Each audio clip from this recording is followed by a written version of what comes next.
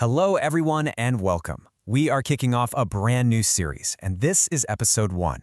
We're going to be doing a deep dive into one of the most transformative technologies out there, artificial intelligence.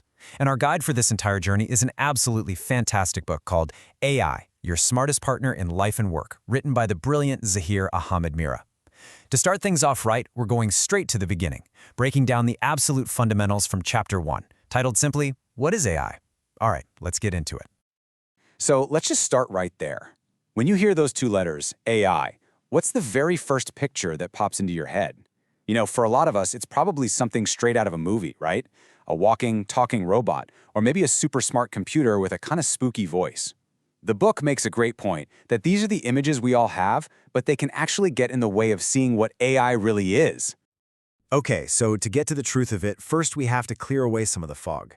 The author starts this off with a few really powerful, direct statements. And the first one is this: AI is not just another gadget that you can go buy off a shelf. Next up, and this one is a really big one, AI is not a robot. A robot, that's the physical body, the hardware, the arms and legs. AI is the intelligence. It's the brain that might power that robot, or it could just exist entirely in the cloud, with no physical body at all.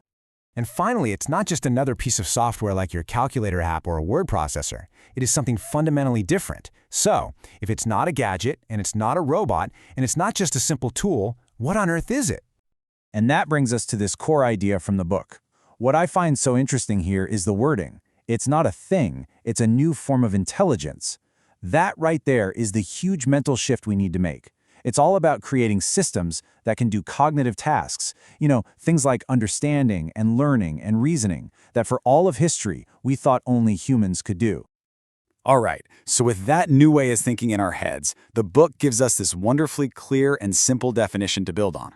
Let's really get to the core of what we mean when we talk about artificial intelligence. This is it. So simple, but man, is it powerful. The ability of machines to perform tasks that normally require human intelligence. It's not about trying to copy the entire human brain, but it's about getting machines to do the specific tasks that need our brain power. So, the big question then becomes, what kind of tasks are we even talking about? And this just lays it out perfectly. We're talking about everything from your phone understanding what you say, to an AI seeing a photo and knowing there's a cat in it, all the way to systems that can learn the rules of a complex game from scratch and become the best player on the planet. And get this, it's even about generating brand new images or music, stuff we always thought was purely for us humans. So, to wrap that idea up nicely, AI gives machines the ability to think, but in these very specific, task-focused ways. And they come with some serious superpowers. They can process information at speeds we can't even imagine, pull from huge libraries of data in an instant, and they never, ever get tired or need a coffee break. Okay, this next part is, I think, the most important concept in the whole chapter. This is the big aha moment that explains why AI has suddenly just exploded into our lives.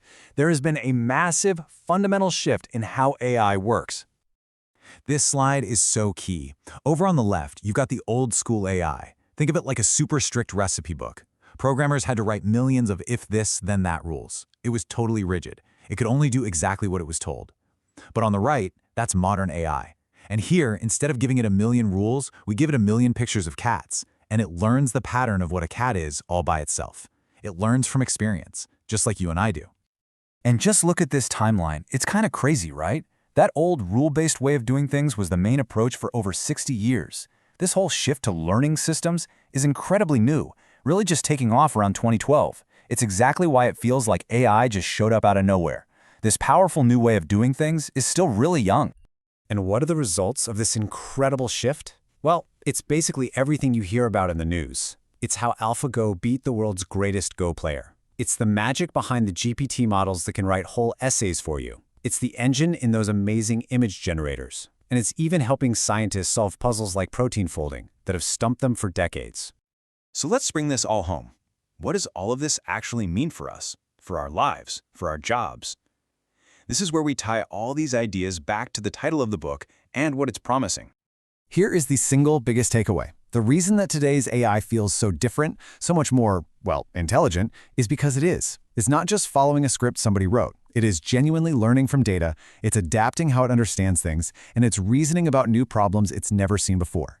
It's making the leap from just being a tool to becoming a potential partner. And that leaves us with this final, really powerful question to think about.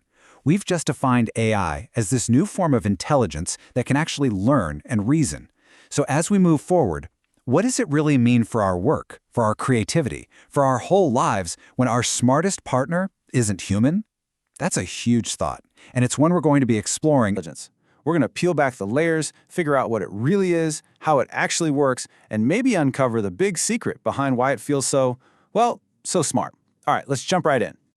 Now, for this journey, we've got a fantastic guide. This is the very first episode in our series, and for this one, we're doing a deep dive into the first chapter of a really insightful book. It's called AI, Your Smartest Partner in Life and Work, and it's written by Mr. Zahir Ahmad Mir. So everything we're about to explore, all the core concepts, they're coming directly from this foundational chapter. Think of it as our roadmap, our blueprint for really, truly getting a handle on modern AI. So let's start with something you might not have thought about. You interact with AI all day, every day. Seriously, when you unlock your phone with your face, when you get that perfect movie recommendation, that's AI. But here's the real question. Do you actually know what's going on behind the scenes? What's happening under the hood? Well, that's exactly what we're going to pull apart today.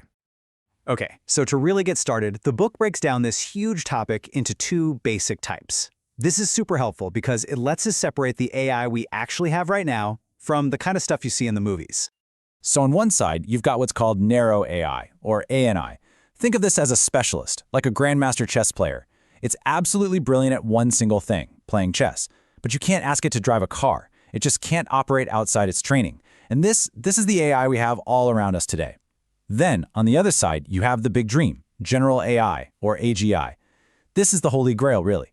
An AI that can reason, solve problems, and learn across all sorts of different fields, a lot more like a person. That's the future we're heading towards. And you'd be amazed how much of this narrow AI is already baked into your daily life. That face recognition that unlocks your phone? Yep, that's it. When you talk into your phone and it turns it into a text message, that's narrow AI. Those little suggested replies in your email? You got it. And of course, the big ones. The recommendation engines on Netflix or YouTube that know exactly what you want to watch next. All of these are perfect examples of an AI that's a genius at just one thing. Okay, so I know what you're thinking. What about these crazy powerful new models like GPT-4 or Claude? Aren't they general AI? Well, according to the book, they're getting really close. They are definitely approaching it. But, and this is a big but, they're not there yet. The key thing to remember is that they still completely rely on us, on the huge amounts of data and guidance that humans feed them. They aren't thinking on their own. All right, so we've covered the types of AI. Now let's get into what it actually does. The book breaks this down into 3 core functions. But functions sounds a little boring. The author actually calls them AI's 3 superpowers, which I think is a much better way to put it. And it's a really simple but incredibly powerful process. It goes like this. First, the AI understands a massive amount of complex information. Second, from everything it just understood, it learns by spotting patterns. And finally, using all of that knowledge, it generates something totally new. So, it's understand, learn, and generate. Let's dig into each of those. When we talk about understanding, it's kind of mind-blowing what we mean here. We're not just talking about text from a book or, hearing your voice. AI can look at an image or a video and understand what's happening. It can read a dense legal document or lines of computer code and make sense of it. It can even pick up on things like emotions and subtle patterns in data. It's a really deep kind of understanding. So, how does it learn from all that? Well, it basically consumes an unbelievable, almost astronomical amount of information and just looks for patterns. We are talking about basically all the books and articles ever written, incredibly complex scientific data, huge libraries of code, all those online conversations, even things like the structures of proteins. It sifts through all of it, finding connections we might never see. And that brings us to the third and final step, the one the author really singles out. He calls this the true superpower of modern AI. And honestly, this is the one that's a total game changer. It's the power to generate, to create. This is where AI stops being just an analysis tool and becomes a creative engine. Think about it. It can generate brand new text, stunning images, working computer code, even music. It can draft up a business plan for you, spit out a legal contract, predict scientific discoveries. It can even map out entire workflows. It's not just analyzing what exists, it's making new things exist. So let's take a step back. We have a system that can understand, it can learn, and it can create, all in ways that feel incredibly human. Which, of course, leads us to the biggest question of all. Is it actually thinking? And this is where we get to the core secret, the real magic behind how AI thinks, because it's probably not what you imagine. It boils down to one single powerful idea: prediction. Here's the absolute key to understanding this. When you ask an AI a question, it doesn't know the answer in the way that you or I do. It's not reaching into a consciousness. Instead, it's running an insanely complex calculation to figure out the most probable next word, and the next word after that, to build an answer. It's not a knowing engine, it's a prediction engine. And to make these predictions, it uses a seriously heavy-duty toolkit. We're talking deep neural networks built with billions of parameters. It's using incredibly advanced probability, ridiculously good pattern recognition, reasoning chains, and a form of contextual memory to put together what to us looks and sounds like a perfectly reasoned answer. So let's make that super clear. When an AI writes a sentence that sounds like a human wrote it, it is not just copying and pasting from somewhere on the internet. It's predicting, literally one word at a time, what the most meaningful and logical next word should be, to continue the thought. It's a constant act of linguistic prediction. And that right there, that's the big aha moment. The big takeaway from all of this. What we see as intelligence, what feels like real thinking, is actually an illusion of thinking. But it's an illusion happening at a computational scale that is just staggering. It is the most sophisticated pattern matching and prediction machine ever built. But it's not consciousness. So after all that, what does this actually mean for you, for us? Well, once you understand that AI is this incredibly powerful prediction engine, it brings us right back to the title of the book that inspired this whole explainer. It's not a replacement, it's a partner, a tool. And that really leaves us with one final, huge question to chew on. If we have access to a creative engine, a partner that works by making these stunningly accurate predictions, then the most important question isn't just what can AI do anymore. The real question is, what will we ask it to create next? What challenges, what problems, what creative frontiers are we going to point this thing at? That's the future right there. Something to think about. Thanks so much for joining us on The Explainer. So let's get right into it. So right out of the gate, we're hit with the big one, aren't we? A partner or a threat? This is really the question that hangs over every conversation about AI. Is this technology something that's going to help us, something that's going to elevate us, or is it something we should actually be afraid of? The book tackles this head-on, and it's the perfect place for us to start. But, to even begin to answer that question, we first have to get our heads around what we're actually dealing with. And the book's argument is that AI isn't just a smarter calculator. No, it represents a completely new kind of intelligence, one that operates on a scale that we humans have just never encountered before.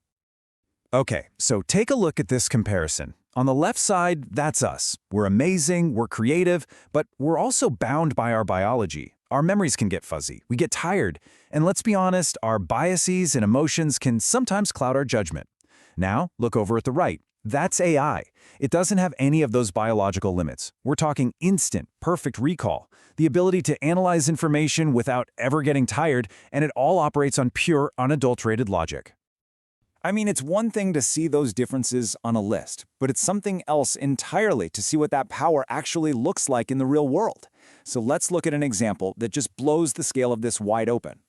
214 million. Just look at that number for a second. With no context, it's just massive. What in the world could that possibly represent? Get this. That is the number of protein structures that were predicted by Google's AlphaFold AI.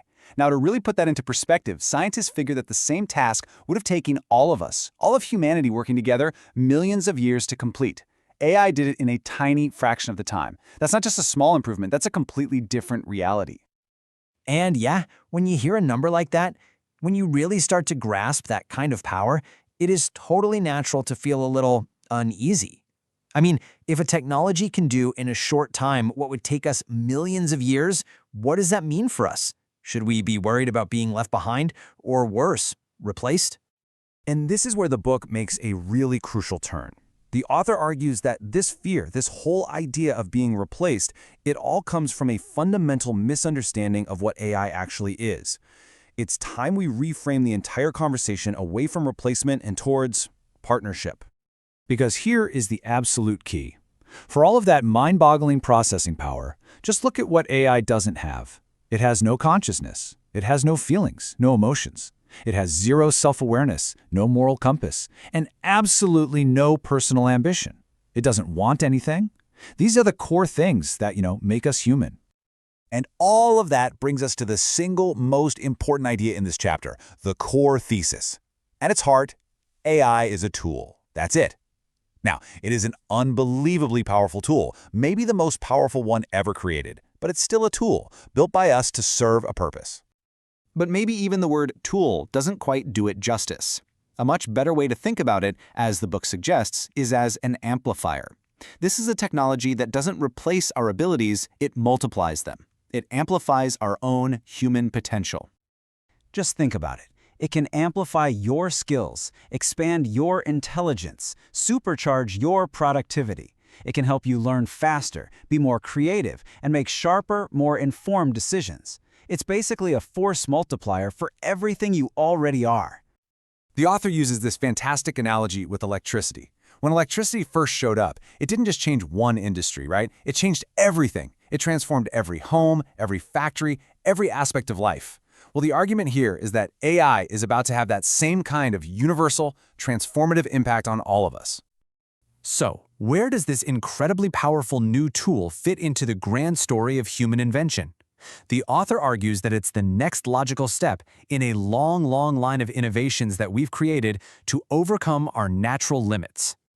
Just follow the progression. First, we invented microscopes to strengthen our vision, to see the unseen. Then we built engines to strengthen our movement, letting us travel faster and farther. Computers came along and strengthened our ability to calculate. The internet strengthened our ability to communicate across the globe instantly.